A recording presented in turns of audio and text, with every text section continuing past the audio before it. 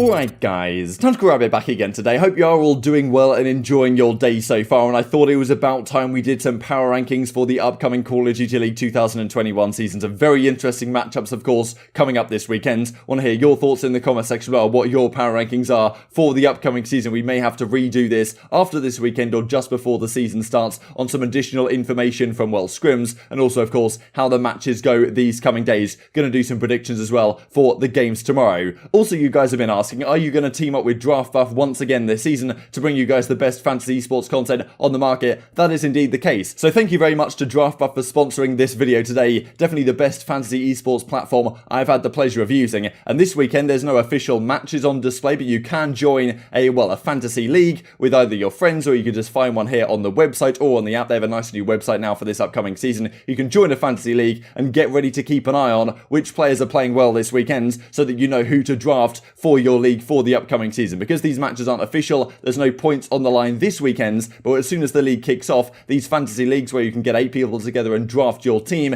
is definitely going to be important to keep an eye on who's playing well this weekend. And also draft royales, I know a lot of you guys have been talking about. If you guys followed the channel last season, you probably had a good time on these draft royales, and well, they're not available as yet, but as soon as the season does kick off, there's going to be a TacticalRab draft royale ready to go. You guys can join every single week. I believe it's actually going to be the same length the entire season, so it makes it even easier, and I'm sure it's going to be a lot of fun. So if you haven't got Draftbuff already, the links will be down in the description and the pinned comment below. Let's get into things then. As COD League say yesterday, which team benefits most from 4v4? Will Empire repeat as champs? I thought this image was absolutely hilarious when I zoomed in on it. Crim says, sick photo you guys used to be here, good job. I mean, Octane's comment is just hilarious, and I just thought I'd zoom in right here. Like, the shape of Crim's head, like, I don't know what he's reacting to, like what he is seeing in front of him, but yeah, absolutely cracked me up. They really did Crim dirty on this one. There's no way this was the best possible picture they got of him. I don't know, like, honestly, I just thought this was hilarious. So there was also this from one of Octane's burners here. This guy is actually massive. Bro, what is this BS? How did he beam me up heady? So, well, Crimsix was getting absolutely mullered on the timeline yesterday. And, well, of course, the Dallas Empire, the reigning world champions, how will they do this weekend? And how will they match up in these power rankings? We are going to go through in a couple of seconds here. So, be intrigued to hear your thoughts on the power rankings down below. I thought I'd split them into tiers like this. I found this power rankings list on Tier Maker. Leave it links down below for you guys if you would like to do it yourself. So I thought 4 tiers is just about enough. I'll try and kind of go through the tiers from order left to right in terms of who I think is slightly better within that tier. But I think the tiering system is probably the best way to do it right now, given it's very tough to, well, attach numbers to these teams where really we haven't really seen them scrim or even play on a professional level at all outside of when they occasionally scrim the OpTic Chicago. So I suppose let's just start with the C tier. I think the 2 teams I'm probably going to put down here are Los Angeles Guerrillas to starters. And well, this team is a team that I would like to be very good. I'd like them to do well. I like the players on this team. I'd like them to kind of recapture that World War II championship winning form way back in 2018. Silly, Assault, Apathy, of course, and well, Vivid now on the team instead of Aches, as it was at the time. But there's a couple of concerns with this team. I'm just not sure they have the firepower they need up against the top teams in the game. And one of the major issues for these first couple of months for these guys is going to be this online environment. The fact that they're playing from California, right? We're going to talk about Paris in a second, but Paris are actually based in Texas, right? And even though they might not have the best team on paper, at least being in Texas gives you some degree of advantage. The LAG guys, I'm pretty sure, are all living in California. That's not going to be great for them, especially when they play the Texas teams. They're probably going to get bodied in a lot of these matchups. I wouldn't be surprised to see it because it's been kind of happening in scrims. And it's unfortunate because I think this team could be solid and I would like them to do well, but with kind of the lack of firepower I see, they should be fundamentally reasonable. But yeah, the internet situation isn't going to help them. So I'm going to put them down in C tier as well. I think from most people's perspective might be the weakest team in the game right now. The other team to put down there is, unfortunately, it's going to be the Seattle Surge. It's tough to do this, but in the scrims results we've seen relatively recently, not sure if I can actually chuck these the other way around. Yeah, let's just go with that. Surge have not been looking so good. They took a couple of weeks off scrims, I believe, over Christmas. Since they come back from that, they haven't really been looking too much better to my knowledge. It's tough to say, right, because we don't see all these scrims. Maybe they've improved massively these last couple of days. It's not out of the question. They've got a lot of talent on this team. But from what I've heard, Prestinni might even be their most promising player, which is great to hear from Prestinni. But if Prestinni's your best player and not Octane or Gunless, you're probably in for a tough time, given you've kind of designed this team to be super top heavy. Be like, okay, we're going to dominate the AR and kind of the flex ranges with these XM4s, but okay, maybe the SMGs kind of struggle somewhat, but we should be okay. But yeah, it's not looking so good, I don't think, for the Seattle Surge right now. In their scrims, it hasn't been looking pretty for them, so I'm going to put them down in the C tier for now. now, if I was making this with an eye towards what it's going to look like at the end of the season,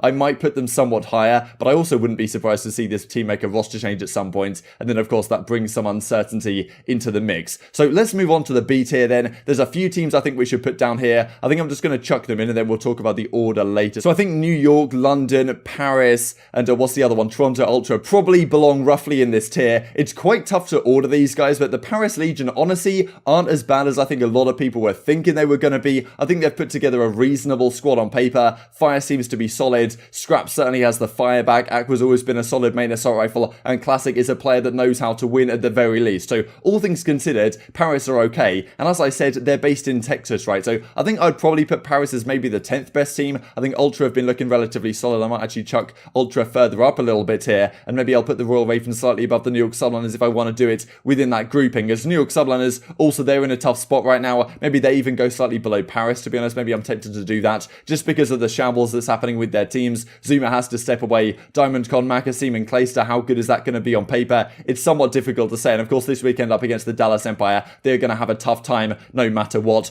Royal Ravens should be solid. I do probably favour them over the Paris Legion just slightly, but the issue for this weekend is Zero, I believe, if he is playing, is still going to be playing out of England, which may mean that Paris actually have a significant advantage in that series. But in terms of team cohesion, team chemistry, over time, I think the Royal Ravens can be a decent team, but for now, they're not quite looking in that top 6 range, as much as I would like them to be there. And then you've got the Toronto Ultra, which are, well, they haven't made any upgrades off last season. If anything, their team's probably downgraded somewhat, given that they didn't really make any changes, right? They didn't actually bring anyone new into their team, but they were very good at the end of last season. I can see them being solid once again here, but yeah, I just don't think they quite have the firepower to get up into that A tier. So let's go on to the A tier. I think we're going to go 3A, 3 and S tier, and that's going to be Los Angeles Thieves, that's going to be Florida Mutineers, and that's going to be the Minnesota Rokkr. And well, from what I've been hearing from EasyMac, FaZe's analyst, we recorded yesterday the first episode of the Breaking Point podcast. There's been quite a lot of requests for me to do some sort of podcast at some point or another, so that's going to be happening over at the Breaking Point YouTube channel. Maybe it's already been but maybe it's gone live already, I'm not really sure. It'll go live sometime later today if it has not already. I think we'll be down in the description box below if it is already available live on YouTube and all the other podcast platforms. We're going to be trying to keep it up every single week. But we were talking about our power rankings in that, and well, EasyMac says that in scrims as of late against Atlanta FaZe, Rokkr have been looking incredibly strong, especially in the respawns. This is very impressive to me. I think our accuracies, well, formed a very solid squad over there, and he reckons that they might be one of the best top 2-3 teams in the game in terms of their hardpoint performance. And in Search and Destroy, they should also be very disciplined as well. So Rokkr, I think, are actually right up here. Then you've got a team like the Thieves, who were solid. A lot of people are considering them top 4. I think top 5 range is relatively understandable. And then you've got the Florida Mutineers, a team that I think is very talented. I think should be somewhat of a cut above the B tier teams, but maybe is just not quite good enough to beat Los Angeles Thieves and the Minnesota Rokkr at their current performance level right now. And we did also see last season Rokkr were very good at the start of the game. Who knows if they'll have a similar trend once again, but I think this is just about fair for the A tier. Mutineers probably a cut above the B tier, but right now with that Neptune new lineup, again, they've got Neptune and Slacked on their SMGs, they're probably not quite going to be competitive enough with the other teams. And a squad like Los Angeles Thieves, I'm very much expecting them to be very good in the latter half of the season and continue to get better over time. But typically the teams with Slasher and Kenny, they're not quite so strong right at the start of the season. They usually take some time to get going, and well, if they can form some chemistry and get it going for the latter half of the season, I think they'll definitely be competing for championships. But for now, I think they slot into that A tier. Then it leaves us, of course, with the S tier, and this is, well, somewhat tough to determine exactly what the order should be of these teams. I may go with the following. So Empire, OpTic, FaZe, I think most people are considering pretty much resoundingly these are the top 3 teams in some order or another. But what order do you put them in right now? It's very tough to say, because we've seen OpTic just dominate the hardpoints these last several days, looking like maybe the best hardpoint team in the game, if not second, but probably number 1 from a lot of people's estimation. Hardpoint, of course, a very important map, but how good are they in control? FaZe supposedly has been very good in it. Empire has also been very good in control as well. And then we've got Search and Destroy, which is a big question mark, right? How good are OpTic going to be? Empire and FaZe on paper have phenomenal S&D teams. So when you're talking power rankings, you've got to consider who's going to actually win a series here. And if the series was 5 hardpoints, I'm probably taking OpTic Chicago as the number 1 team in the game. But given their Search and Destroys, given there's a little bit of a question mark there about how good OpTic Chicago are going to be in those, especially given I'm relatively confident that Empire and FaZe are going to be very good in those modes, it's somewhat tough to say. Supposedly FaZe's hardpoint hasn't exactly been the best. For that reason, I may even put them number 3 for now. I think that on the Dallas Empire side, if I had to choose a team which is the best rounded team in the entire game,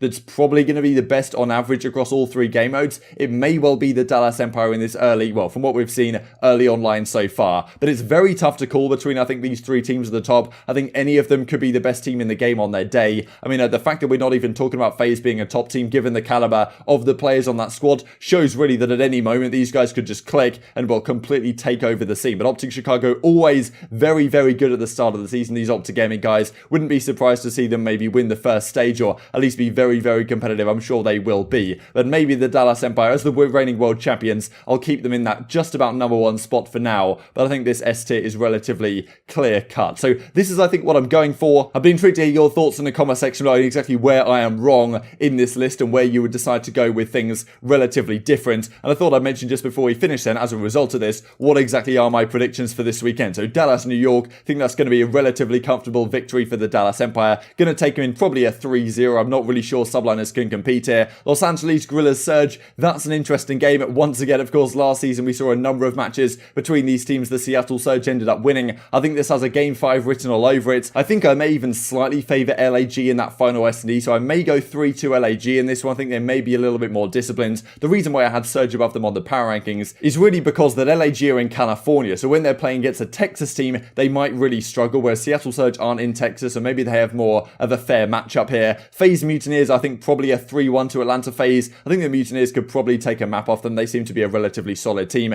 Royal Ravens Paris Legion, gonna say this goes to game 5. Honestly, Paris might be favourites here, given 0 is in England, but it's tough to go against my boys, so gonna take Royal Ravens in a 3-2 up against the Paris Legion, but I'm sure Scraps is gonna have the fire in this series. Also, he'll be teaming with fire, so that certainly helps as well. Ultra versus Minnesota Rokkr. I think Rokkr should probably take this one. Ultra have been a solid squad. They look decent up against OpTic Chicago yesterday in scrims, but I think apparently Minnesota's respawn has been looking very good indeed and should be a very disciplined squad as well. So probably going to take Minnesota in a 3-1. And then the final match, OpTic Chicago versus Los Angeles Thieves. OpTic never seem to lose these early matches in the early season when they're up against a big competitive team. They definitely will bring the fire to this matchup, I am sure. And while Sasha and Kenny will probably be doing a similar thing, but OpTic probably right now their respawn is just looking too solid. Probably take OpTic Chicago in a 3-1 over Los Angeles Thieves to finish off the video. But intrigued to hear your perspective in the comment section below. Where did I get this wrong? What are your thoughts? Thank you to Draftbuff for sponsoring the video. Hope you guys enjoyed it. If you did enjoy it, I'd greatly appreciate a like on the video. It really helps out the YouTube algorithm that you enjoy this content. Other people like you may enjoy this content as well, and help grow the competitive Call of Duty community. Thank you for watching as always. Take care,